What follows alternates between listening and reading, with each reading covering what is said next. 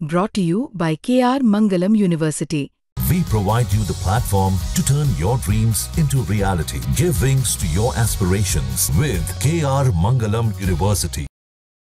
विपक्ष के लोग कई समय से, पिछले कई वर्षों से विपक्ष के लोगों ने अलग अलग समय पर यह आशंका जाहिर की है।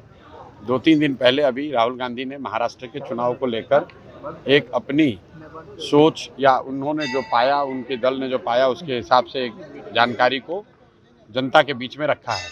मुझे ऐसा लगता है कि कांग्रेस, चूँकि यहाँ मुख्य विपक्षी दल है देश के स्तर पर, राहुल गांधी विपक्ष के नेता हैं और उन्होंने अगर चुनाव की प्रक्रिया पर लिखित में एक बड़ा सवाल खड़ा किया है तो चुनाव आयोग और उससे संबंधित एजेंसियों को स्पष्ट करना चाहिए, ताकि जनता के किसी भी वर्ग में ये आशंका न रहे, चुनाव की पारदर्शिता, उसकी शुचिता पर कोई प्रश्न चिन्ह न उठे। इसकी जिम्मेवारी चुनाव आयोग की है, क्योंकि चूँकि ये प्रश्न सिर्फ कोई बाइट के जरिए से नहीं उठा है। राहुल गांधी ने बाकायदा एक पूरा आर्टिकल लिखा है अखबारों में, उसमें उन्होंने उनके अनुसार महाराष्ट्र में जो हुआ या नहीं हुआ उसके बारे में उन्होंने टीका टिप्पणी करी है। तो अब ये चुनाव आयोग की जिम्मेवारी है कि उस पर वो स्पष्टीकरण दें, उस पर अपना पक्ष रखें, ताकि जनता सभी बात को सुन समझकर ये निर्णय ले पाए कि क्या सही क्या गलत।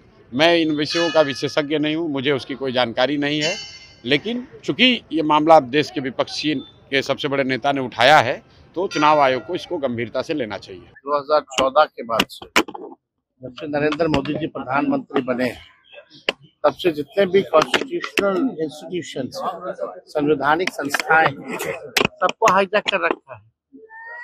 चुनाव आयोग इलेक्शन की घोषणा करता है चुनाव की तारीखों का, उससे पहले बीजेपी की आईटी सेल को पता होता है कि चुनाव कब होना है। तो ये बात तो है, लेकिन इन सब पे हम लोगों की नजरें हैं।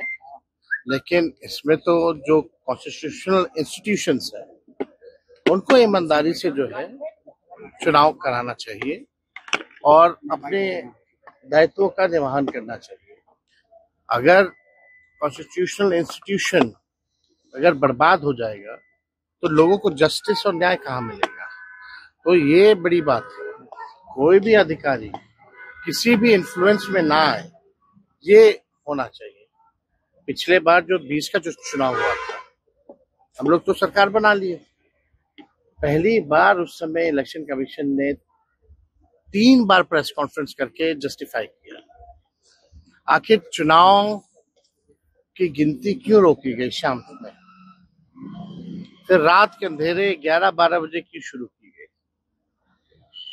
और जो जीते हुए कैंडिडेट जिनको अनाउंस कर दिया गया था शाम में हमारे, उनको किसी को 12 वोट से, किसी को 100 वोट से, किसी को 500 वोट से घोषणा होती है कि हार गए, जो जीते हुए शाम में थे।